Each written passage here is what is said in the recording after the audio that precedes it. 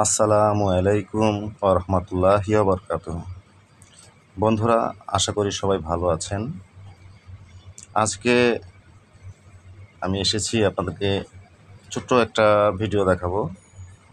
ঘরোয়া পরিবেশে একটি ভেড়ার খামার।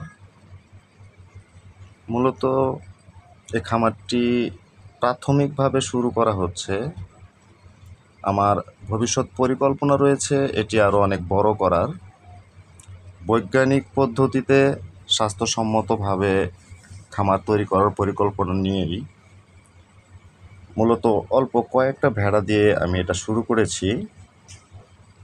আপনারা লক্ষ্য করছেন এখানে ভেড়া আছে মাত্র 14টি।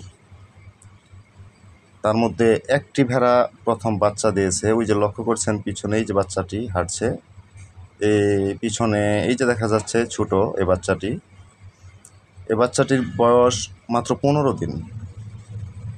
15 দিনে দেখেন এই বাচ্চাটা অনেকটাই বড় হয়েছে।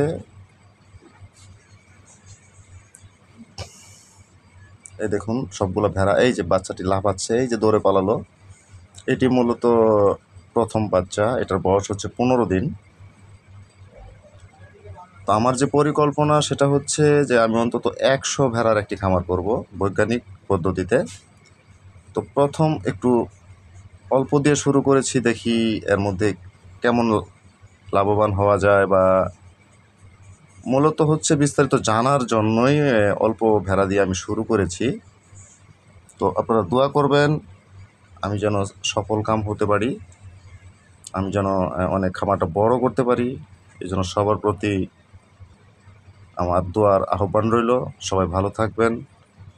আসসালামু আলাইকুম ওয়া রাহমাতুল্লাহি ওয়া বারাকাতুহু।